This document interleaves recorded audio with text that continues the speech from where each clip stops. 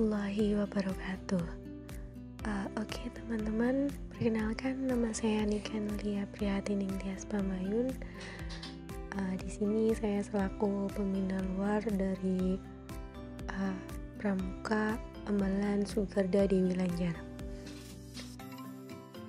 Oke teman-teman, hari ini di sini saya akan membahas tentang melestarikan lingkungan dengan cara mendaur ulang.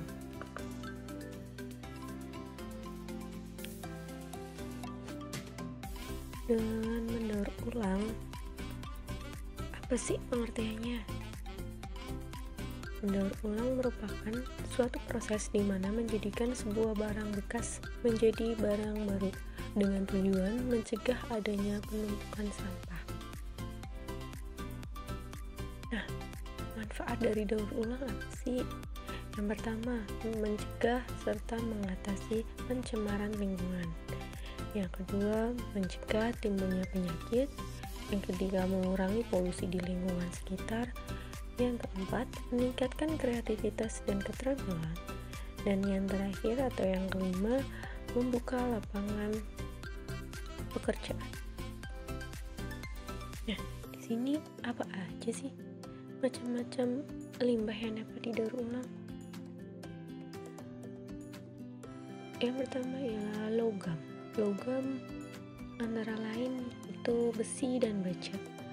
Jenis logam yang paling banyak didaur ulang di dunia.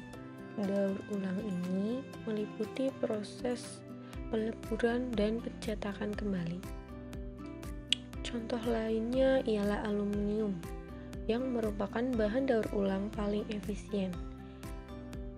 Namun pada umumnya, semua jenis logam dapat didaur ulang tanpa mengurangi kualitas logam tersebut. Sehingga, logam dapat dipastikan sebagai bahan yang dapat didaur ulang dengan baik. Next, kertas. Kertas itu bisa didaur ulang dengan cara mencampurkan kertas bekas yang telah dijadikan pulp dengan material kertas baru. Namun kertas yang didaur ulang itu akan mengalami penurunan kualitas. Jadi kualitas yang dihasilkan itu kurang bagus. Yang terakhir adalah plastik. Seperti teman-teman tahu, sampah yang ada di lingkungan sekitar lebih dominan terhadap plastik. Jadi di sini saya mengajak teman-teman untuk mendaur ulang plastik tersebut menjadi barang yang baru atau barang yang bisa dipakai kembali dengan ada nilai jualnya, seperti itu.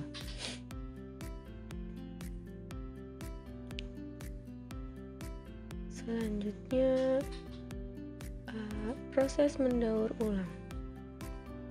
Yang pertama, mengumpulkan barang-barang bekas yang telah dibuang atau yang tidak terpakai. Setelah mengumpulkan barang-barang tersebut, kita memilah, mengelompokkan sampah yang telah dikumpulkan berdasarkan jenisnya. Jadi di sini kan kita tahu sampah itu ada dua jenis, sampah organik dan non organik. Sampah organik sendiri itu dapat diolah sebagai pupuk. Di zaman modern sekarang, pupuk juga dari sampah organik itu udah berkembang. Mulai dari pupuk bekas urin kelinci, terus juga ada juga pupuk dari buah-buahan yang udah busuk, seperti itu. Sedangkan sampah anorganik, itu teman-teman juga pastinya udah pada pintar, jadi tahu bagaimana hasil dari olahan atau daur ulang sampah anorganik. Itu banyak banget macamnya, mulai dari daun, mulai dari plastik, itu sekarang sudah macam-macam. Setelah itu, setelah memilah, selanjutnya yaitu mengolah kembali atau menggunakan kembali sampah yang masih layak. Jadi nggak cuma kita mengolah ya, tapi kita juga dapat menggunakan kembali sampah tersebut. Dalam artian seperti misal kayak botol air mineral itu dapat digunakan kembali untuk tempat pensil atau yang lain-lain. Nextnya, manajemen sampah modern. Kenapa sih memasukkan materi manajemen sampah modern? Jadi di sini saya berharap kepada teman-teman semua, setelah mendengarkan sedikit materi tentang daur ulang, saya harap teman-teman bisa, yang pertama yaitu memanage pengeluaran sampah. Jadi kita nantinya akan intinya dibatasi antara sifat konsumtifnya manusia dengan bagaimana cara kita tidak membuat sampah itu lebih banyak lagi. Yang pertama, reuse, memanfaatkan ulang. Ini bertujuan sama seperti penjelasan yang mengolah sampah, yaitu bertujuan untuk meminimalisir atau meminimalkan sampah yang ada di lingkungan sekitar. Yang kedua, recycle, yaitu mengolah kembali sampah. Yang ketiga, reduce, mengurangi produksi sampah. Yang keempat, replace, menggantikan. Ini maksudnya mengubah kebiasaan yang bisa mempercepat produksi sampah. Jadi kita menggantikan, seperti kita mau belanja nih ke pasar, kita sebisa mungkin jangan bawa sampah dari pasar. Dalam artian kita kalau ke pasar kan otomatis belanjaannya itu ditaruh di kantong plastik lah. Itu sebisa mungkin kita bawa kantong belanjaan sendiri untuk meminimalisir sampah yang ada di lingkungan, seperti itu.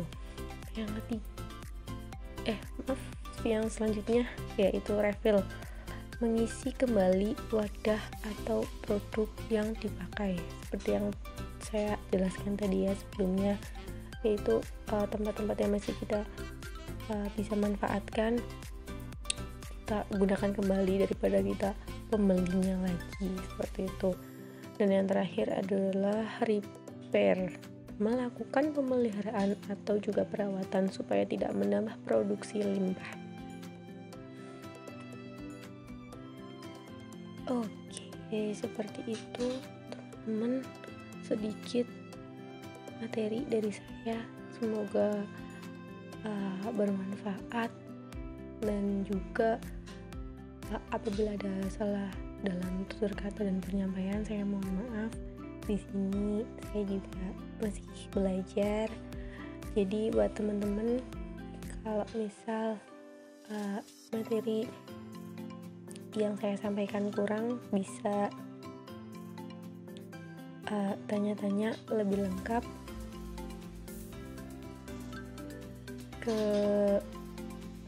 mungkin teman-teman dari kakak-kakak bandara, atau juga bisa juga via DM, di follow aja @pambayuniken. Ya. Terima kasih atas perhatian teman-teman semua. Sekian, wassalamualaikum warahmatullahi wabarakatuh.